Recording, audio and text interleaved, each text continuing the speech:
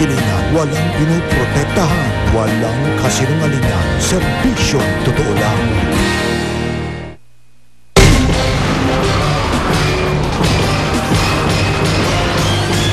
Mula sa GMA Network Center, narito si Mel Bianco, Mike Enriquez. Ito ang 24 Oras.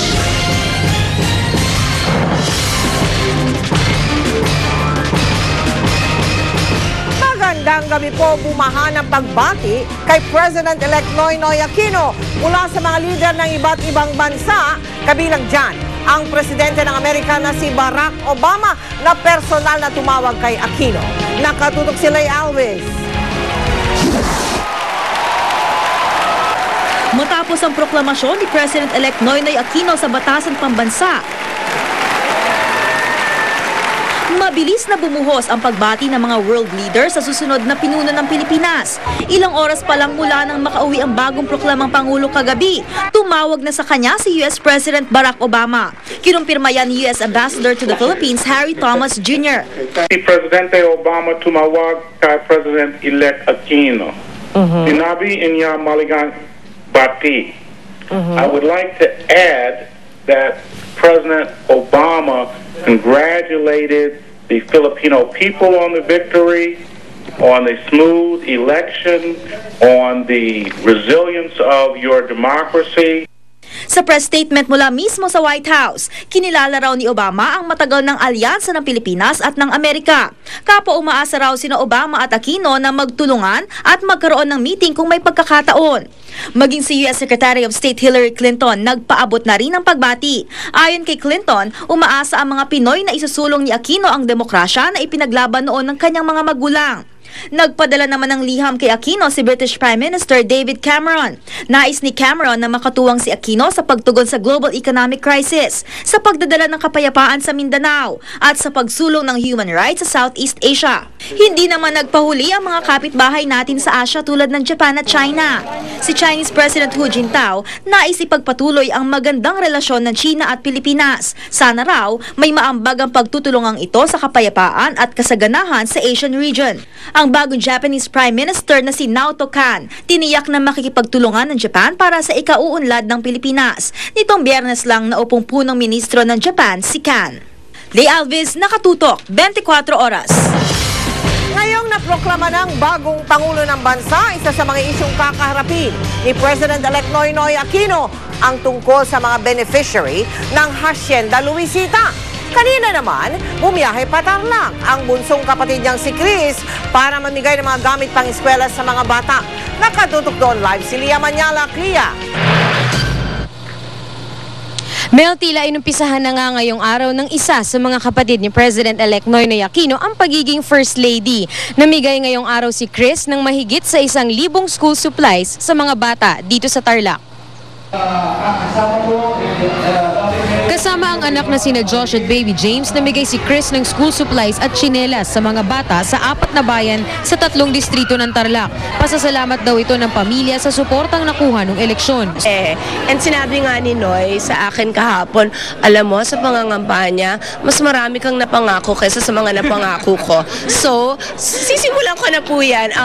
Bahagi raw ng talent fee ni Chris ang ginagamit sa ganitong mga proyekto. Pupunta rin daw si Chris sa Cebu at Mindanao. Inibita rin daw siya ng anak ni Vice President-elect Jejo Marbinay na si Makati Mayor-elect Junjun Binay na pumunta sa Hulosulu. And then I forwarded it to Noy, and Noy said, ipapacheck ko muna kung papayagan kita. Proud ang ilan sa mga manggagawa ng Hacienda Luisita sa tagumpay ni President-elect Aquino. Kahit pa yung mga namatayan sa tinaguriang Hacienda Luisita Massacre noong 2004, tulad ni Maribel Valdez, nasuot pa ang Noynoy Baller Band. Pero ako lang po, ang masasabi ko lang po, kumbaga parang sabit lang si Noynoy. Pero wala naman siyang kaalam-alam po yata dyan. Ang ama naman ng 20 taong gulang noong si Juancho na nadamay rin sa massacre, si Aquino rin ang presidente. Gayon din si Adriana na namatayan ng kapatid. Ito na sabi ko nga na siya ay mananalo at sinabi ko rin noon, nagagabayan na lang si Presidente Noynoy noon. Tsaka tinutulungan naman po niya yung anak ng kapatid ko. Kung si Aling Lilia Sili naman ang tatanungin, malaking bagay raw na Tarlakenyo si Aquino. Pero Siyempre kung may utang na loob kami sa kanila, meron din sila. nasa recovery stage pa rin daw ang Central Azucarera de Tarlac ng pamilya Cuangco. Pero malaki raw ang tiwala nila kay Aquino na naging field service manager din sa Azucarera bago naging kongresista at senador. Natural lamang sa mga ibang kwan na unahin niya rin yung Tarlac. Paliwanag ng President-elect sa one-on-one interview ni Jessica Soho ilang araw matapos ang eleksyon, may proseso ng isinasagawa ngayon at may consultation sa 10,000 beneficiary na mga stockholder na rin ng hasyenda. Ang may papangako raw ni Aquino, anuman ang maging desisyon ng pamunuan ng Azucarera ay para sa kapakanan ng mga beneficiary. Kung ako iniintindi ko, bulsa ko, binenta na namin sa voluntary offer to sell na setup. Ang kapalit lang nun, isa 10,000 benepisaryo, para sinabi ko rin, bahala na kayo sa buhay nyo. Diba, konti lang yung shares nyo compared to the entire clan. Right. So I think when you said that statement, maraming nagtanong, pwede bang mangyari yun? Hindi lang naman siya may-ari ng hasyenda. The powers of the presidency are very vast. And where political will exists, it will happen. Mel, mahigpit daw na babantayan ng mga manggagawa ng hasyenda ang pamumuno ni Aquino, pero malaki raw ang tiwala nila sa kanya na sa ilalim ng kanyang administrasyon ay makukuha rin nila ang matagal na nilang ipinaglalaban na magmay-ari ng lupang kanilang sinasaka. Mel?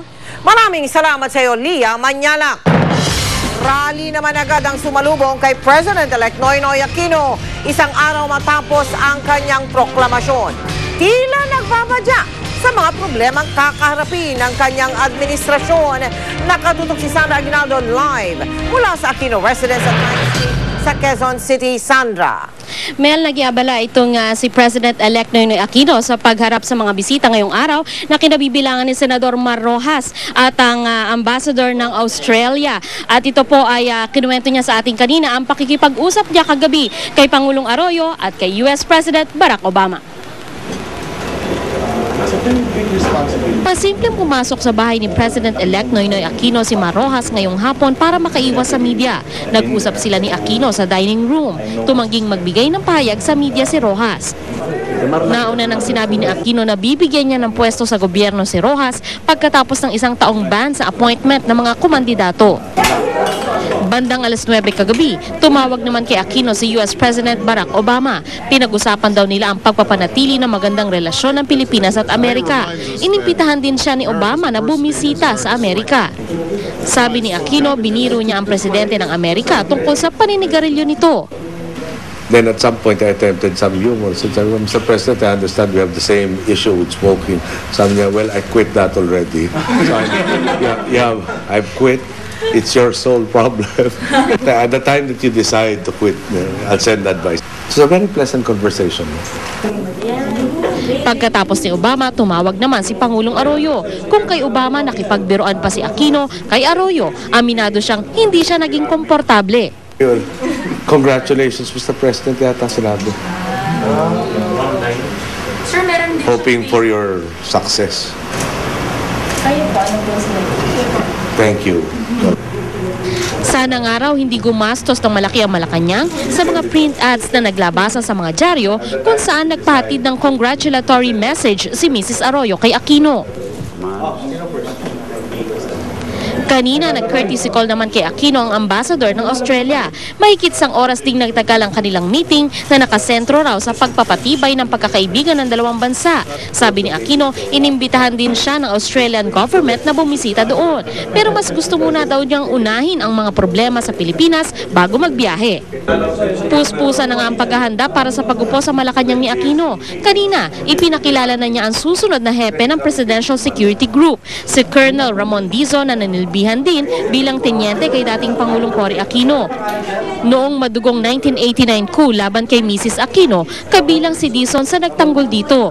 Veterano rin siya ng basilan. Nilibot na rin ng mga PSG ang bahay ni Aquino kanina.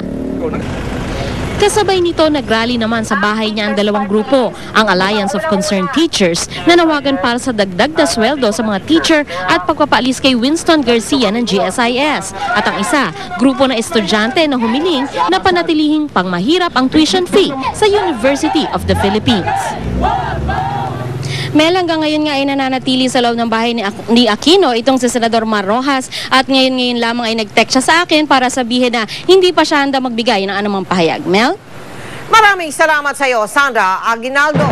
Magkakaroon po ng victory parade si Vice President-elect Jejomar Binay bukas. Pero bago yan, nakasama ni Binay sa isang salo-salo kagabi ang kanyang pamilya at iba pang sumuporta sa kanyang kandidatura. Nakatutok si Mari Zumali.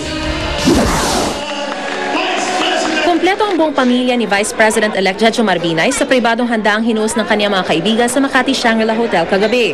Kabilang sa mga dumalo ang mga kapartido niya at taga-suporta, gaya ni Senador Cheese Escudero na nag-endorso sa kanya sa huling buwan ng kampanya. Victory has many fathers but defeat is an orphan. Hindi ako aangkin, ako ang ama nito.